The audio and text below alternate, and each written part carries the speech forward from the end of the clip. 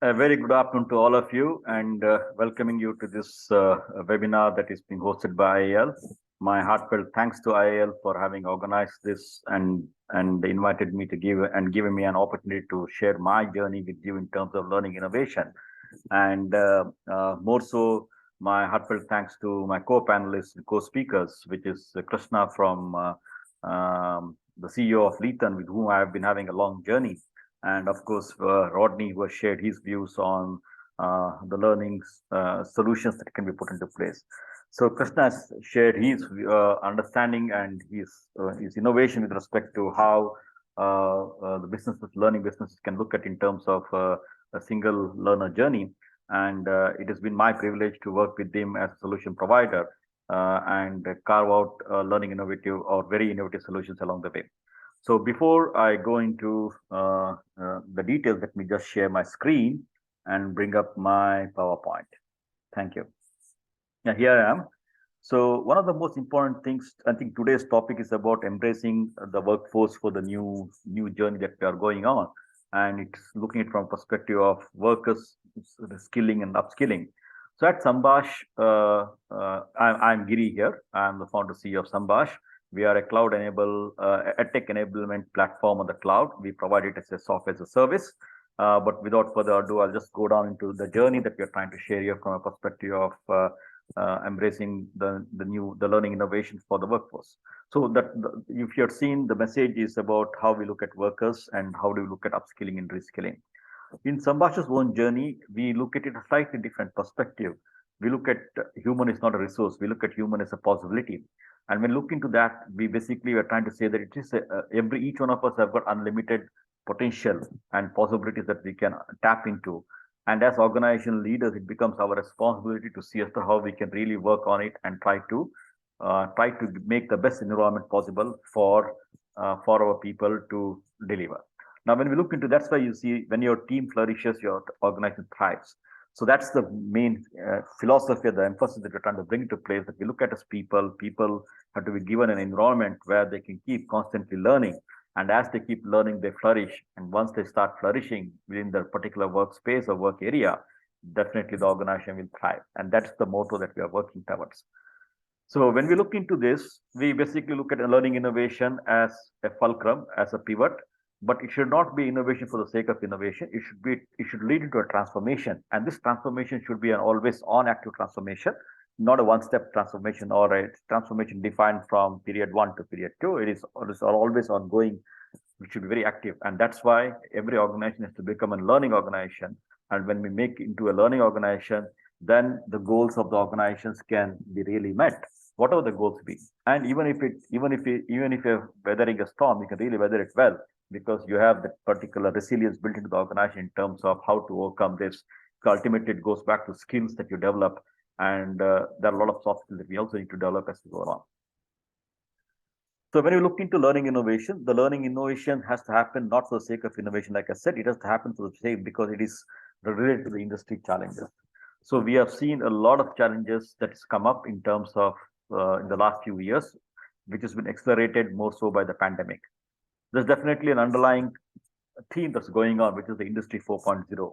And Industry 4.0 is really beyond what we think it is, right? We have seen in the last 20 years how things have exploded in the digital front and the digital economy has been created. Now going forward, we're looking into skills economy. And in the skills economy, we are looking at a whole lot of challenges, all right? We look at how drone technology is coming in and disrupting the logistic industry.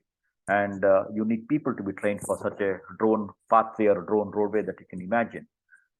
Just one small example of it. You also seen the way that AI and multi-reality systems have come in terms of trying to disrupt the production chains. And the production chain can be really remotely managed across the globe, across a 24-hour shift. So that means you need to really look at how do you really train people for this.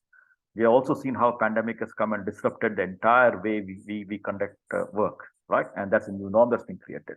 Now, it is in this landscape of changes that's going on, we are having technology challenges. We have got technology challenges because the way systems have been created in the past was meant for that particular era. So the one that we created 5 years back or 8 years back is outdated by the time we look into it at this point of time, and it will not take us to the future. More so, they're all fragmented, they're all multiple siloed system that is put into place. The biggest challenge that you see is the lack of a single view of learning journey. And is here you can correlate back to what Krishna said a little while ago as to how he is trying to put his journey for his learners, because he's looking from a design thinking perspective of my customer being my learner. How do we really look into it and try to take it forward?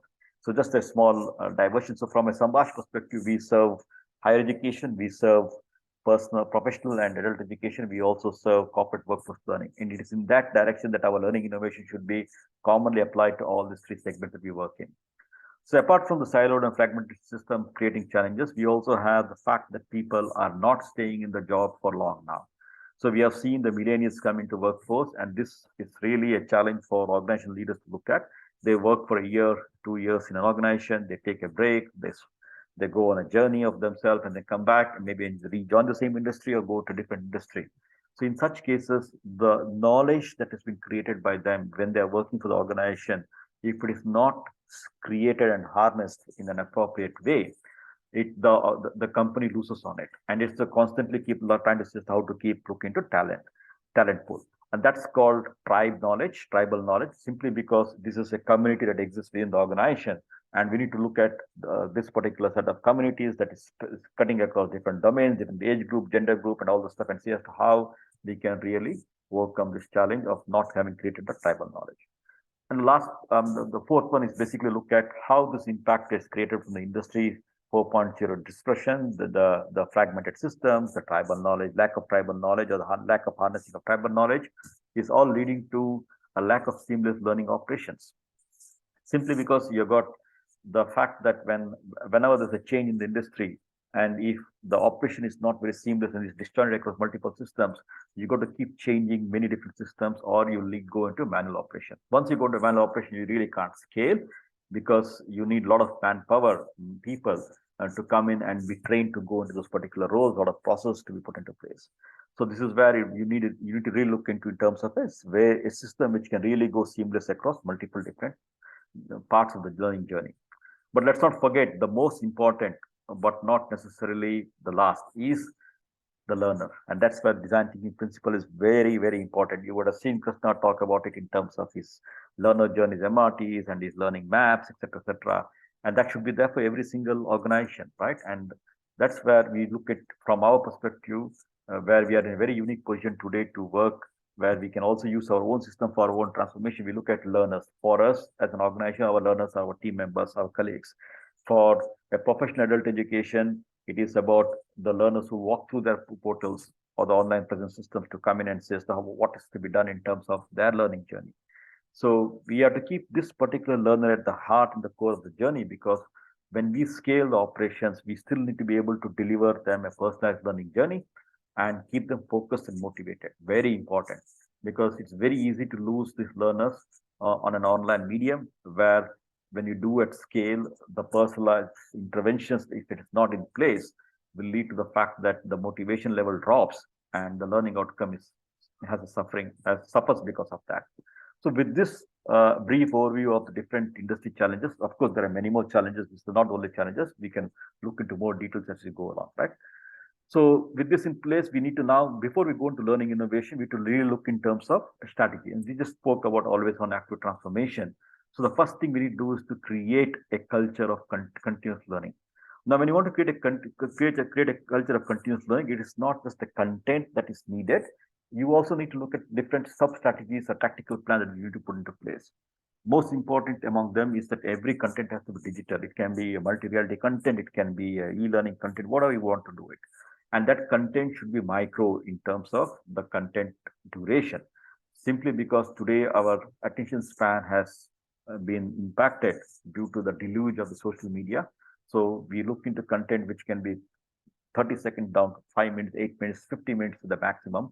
And those content, the learning design should be in such a way that it creates, impacts certain questions that can be answered in those particular content in a very concise and precise manner. And that's the content design, the learning design comes into place. Now, mobile learning is given for all of us. And in Singapore, we are blessed to be having a very good network connectivity, and hence we do not face this last mile connectivity issues. But if you go to our neighboring countries, and if you are really somebody as an organization who are looking into growing out, like us, going into Malaysia, going into India, or going to Indonesia, or going into Vietnam, or for that matter, Philippines. Last mile network connectivity issue is an issue, and that is why analogous learning should come into place, where content, where assignments, assessments, everything can be downloaded and worked upon in offline mode and synchronized back whenever the network becomes available. Now, with this technology in place, now you need to look at how to further motivate the learners. And the learners' motivation is through gamification techniques. Gamification techniques should be interwoven into your learning design, and the learning design should allow you to incentivize, earn points, and those points can be redeemable. Now we know in learning, it is not just about team learning, it's not about individual learning, it's also group learning that comes together. So when you do group learning and individual learning together, you should be able to create this gamification techniques and interwove them into your learning journey in such a way that it becomes very interesting and becomes very bit competitive between learners in terms of how they earn points and how it gets redeemed into some sort of recognition or some certificate or some awards, whichever way you want to do it, right? Now, with all of this in place, now that you're trying to motivate the learner, you also need to deliver the learning. So we have talked about blended learning pedagogy, hybrid learning pedagogy, online learning pedagogy, or classroom. The interventions are very important. So when we switch on a camera like this and we're conducting a webinar or a flipped classroom, we definitely know that we cannot be looking into the eyes of all the learners. And hence, you need intelligent intervention that can run in the background. So we need to help instructors to know where exactly the students are or the learners are at this point of time. What is the risk level that the student has with respect to the course? And this risk level can keep changing all the time. And we need to also motivate the students in terms of trying to know where are they on the learning journey and how are they lagging behind? What can be done to overcome that? How and which part of the content they need to really focus on? Which part of the course they need to come in and finish the assignment? And if they're failing those assignments, where can they go looking for? What's the nudge that we can give in terms of where to look for the appropriate learning content in the course that we have? And we have a whole lot of things that we can think through this analytics that can be put into place. So that's where intelligent intervention and interaction comes, and that is where blended learning can scale through the use of automation, through use of hyper-personalized AI-driven models, right? And that's where continuous learning becomes very important in terms of trying to scale. So all of this today, the topic is the theme of this talk today anyway is skills-based learning, and it becomes very important that all of the learning outcomes are not just certificate driven or also micro credentials or also skills. And to deliver the skills-based learning outcome, we need to really have systems which can go down and measure, break down a course into skills from the time you're selling the course to the time you deliver it. And beyond delivery, we know the 70-20-10 principle. 10 is about learning, 20 is about peer learning and peer mentoring, which you talked about, and 20% is on the job skills utilization. So all of this should be able to be measured at the skill level. So you need to have skills factories, you need to have skills databases where you can really look into some of these aspects and be able to look and measure the performance of these people who have been trained, whose skills gap has been identified, whose skills have been upgraded, and now we are utilizing the skills of the job. So that is the level of learning outcome you need to be able to measure, not just in terms of just the 10% of learning knowledge, but also in terms of this. If you look at the KSA, looking into the abilities and the skills of the job. So with this framework in place of thought of looking into learning innovation to be delivered, then you look into what you want to do with it, right? As an organization, if I look into myself, I want to be able to enhance my capability. If I look into Leethan, who wants to deliver this learning capabilities to learners who adult learners who are coming in, so they want to really enhance their capabilities, the learners' capabilities as they go along, because then they get into a specific job role of the choice. So that can be looking into talent development plans or leadership development. It's very important. So when you're looking from a talent development, you're looking at preparing people for a specific job role, either from a perspective of adult learning or from a corporate workforce learning perspective. But leadership development is cutting across different levels of the organization, right? At every level of the organization, if you want your organization to grow, these leaders have to grow. And for that, you need to really look in terms of how we can create professional mentoring or mentoring design or coaching design that can be put into place. So both this kind of development programs are something that L&D has to really look at. But if you look at from a learning innovation, your system should be able to really scale it in that way and see as to how we can go about it. Next comes, like we spoke about skills utilization. The assessment has to be on the job so that the L&D department, the HR department really knows how the people are shaping up. And at a board level, you really know where the skill map it comes into place. So these are things that we really think about in terms of how we can address these kind of challenges of learning innovation as we go along. Now, of course, all of this leads to addressing the attrition. Lastly, with this in place, the transformation becomes more available because you are now empowering the people to execute at all different levels of the organization, or those whom you are trying to get trained under the adult learning program. They also come prepared to join a workforce where they are empowered to execute a lot of different knowledge that they've gained. And that is where you are able to really create an impact of transforming an organization into a learning organization through learning innovation. Now, to achieve this learning innovation, we need to really see as to how we go about it. But more importantly, if you want to, before you go into it, it is a different way of looking into this. This is a ongoing circle, and this is why we call it continuous learning, and it is always going on and on as we speak about in terms of transformation. So I'll not spend much time on it because of lack of time. Let me just go down into the next set of slides. Yeah. So here you see, we talked about the challenges. We talked about how transformative strategies has to be thought about before we start innovating the learning, delivering learning innovation. And the way we are looked into it as an organization is looked into unified learning journey and experience. So if you see, we are carrying on the theme of learner centricity, the challenges that you see across learner centricity, and then how you look into creating transformative strategies where continuous learning is happening, where again, continuous learning is on an ongoing cyclic basis. And here we look into a journey where we want to put in place from a perspective of a learner being in the center of the universe.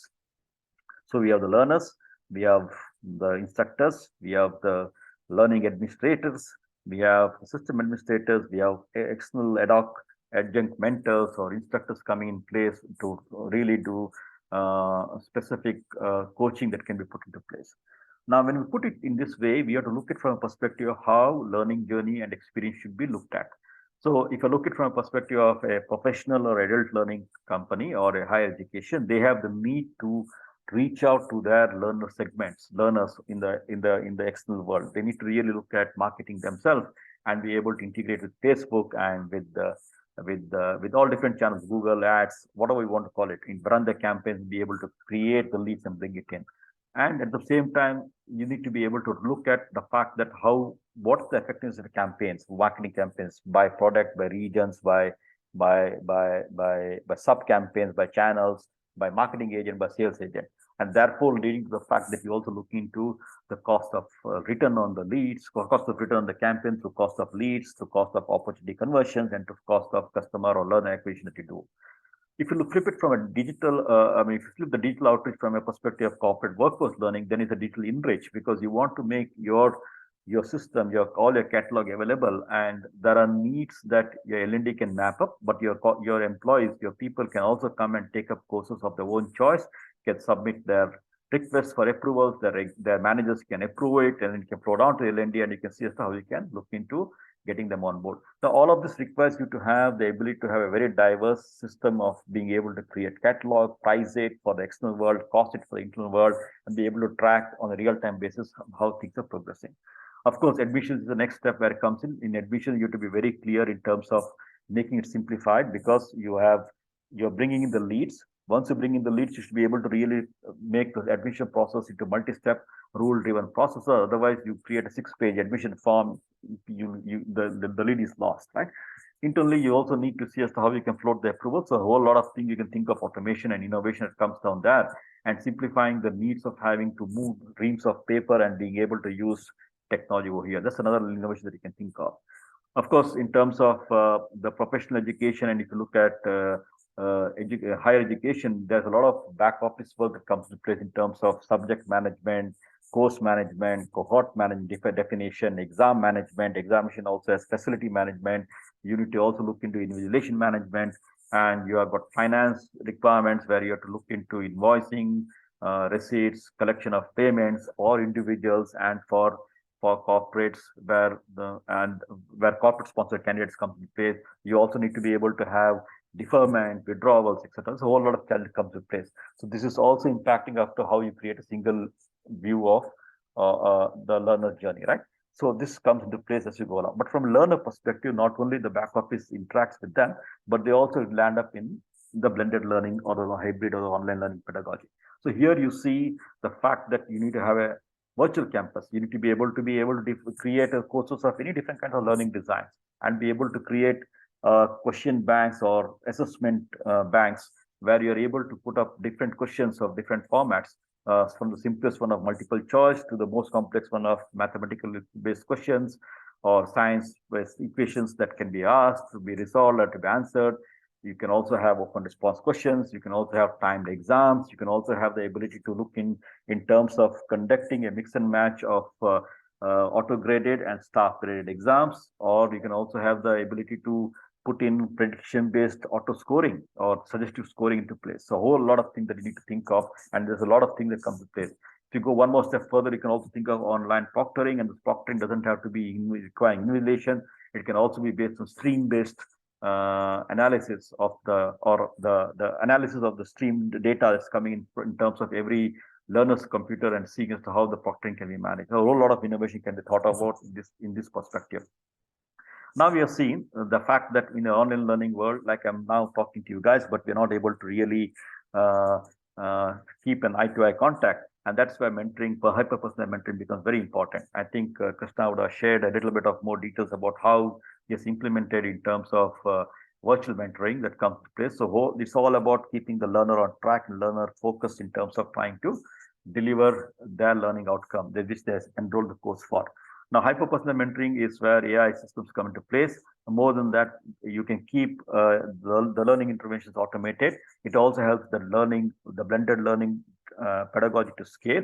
It also gives the instructor a lot of protected time and focused time for their work of teaching and learning rather than trying to get into administrative stuff. It also gives organizations the ability to save on repetitive work by making a lot of things automated so that their staff can be optimally deployed into some other processes where they need to really spend the time on. So a whole lot of things comes because of it. It can be interactive. It can be bot driven. It can be the fact it can be delivered on multiple different channels of where people are. And most importantly, when you don't have learners coming into your virtual campus, you go and deliver the interventions on their devices, on Teams or on Telegram or on WhatsApp or whatever different chat software you can think of. And it then can shift from looking into automated chat to in-person live chat with the mentors when the bot is not able to help out. And it can also be a corpus that can be created on the fly and can be trained not just to look into course-related administrative content or course administrative content. It can also be the course content in terms of subject topic that you can really intervene on. There's a whole lot of things you can think of in terms of innovation on that part. And the most important thing now we go skills, and skills is where we need to really focus on. The skills is where we need to think of a skills factory where competencies is created. So SSG has done a wonderful job in terms of creating 33 industry sector domain maps. Then the challenge comes, how do you really use that map for the job roles that you want to have, and for the courses that you're delivering, you cross map them. Then you use AI technology to understand the skill gap of a learner in terms of analyzing their CVs or in terms of looking into any kind of different information that you have, or you can have psychometric assessment for the role they've applied. With all of these inputs coming in, then you create a skill gap, and from the skill gap, you map towards the skills that you can gain from different contents and create a dynamic learning pathway. And from such a dynamic learning pathway, you can do skills upgrade. And once you do the skills upgrade, then you can go to skills utilization, which is where on the job you can be assessed for all the skills that you utilize. And that comes as a performance criteria or as an assessment statement that comes to play, statement of attainment. So you can think of many different ways. And this can go back as automated reports or assessment reports that is conducted in a live fashion, and it is immutable, and it can be used for your appraisals, it can be used for your submission to regulators, or many different ways that you can think of. Most importantly is the fact that now it creates a skills passport for every learner, where skills passport which can be then transferred, and there are a lot of standardizations that is coming into place which can go across with the life journey of the particular learner along the different jobs. And it also is a like any passport, the regulator or it's a co-ownership. The company where this person has been working, they also retain the data, and they can then use this to do a lot of analysis in terms of their skill journeys or the skill maps the organization needs to have. A lot of things can be done about this particular thing in the learning innovation over here. And to do all of this, you have real-time insights across the entire learning journey so that you can see as to what are the successful learners, and that successful learners can be also fed back into your learner acquisition in such a way that you can see as to how you can fine-tune that admission process altogether with real-time data coming from your own cycle of journey. So this is how Sambhash has into the unified learning journey and experience. It has been a very interesting journey for us, and I know this is not it. It's going to be much more enhanced as we go along the next couple of years, as we learn from working with the training providers such as Leeton and many other such companies out there who are customers. So with this, I just want to quickly highlight how we looked into it. So we have created what is known as ECLAS. ECLAS stands for Examination, Courses, Conferences, Learning Integrated Resource System, Assessment Resource System. And that's made up of 5 individual modular products which are seamlessly integrated to deliver a single view of the learner's journey. So you got Omnicom CRM, which does marketing, sales, and admission. It also does course management requests and approvals. We have got Omni Edu ERP, which is learning management, operation, and finance, that we spoke about. We've got Omni Learn, which delivers the virtual campus. We have Omni Mentor, which delivers the hyper-personalized mentoring, and Omni Assess, which is a new module that's come out, which is part of a bigger map, what we call Omni Skills that we're working on, and it automates real-time live assessment, including creating immutable records of it. So this is our journey. This is where we look at in terms of learning innovation, and we have been fortunate enough to work with Leeton and with IIL through a series of Innova Plus grants that was awarded to as a joint consortium, and has created Omni Mentor. So we are really proud and happy of the fact that there's a lot of support out here for all of us as we go along in terms of this learning innovation. So this is where it is. So I think I've overshot my time. I will not go into any more product detail. So here is my contact details. Would like to take a quick snapshot of it. And my sincere apologies for not being able to join you live. I have had pre-scheduled travel, and hence I'm recording this video and handing it over to be shared with you. My colleagues, though, are on this call, and they will be more than happy to answer or clarify any question. With this, thank you. Have a nice day. Good afternoon. Bye. Thank you.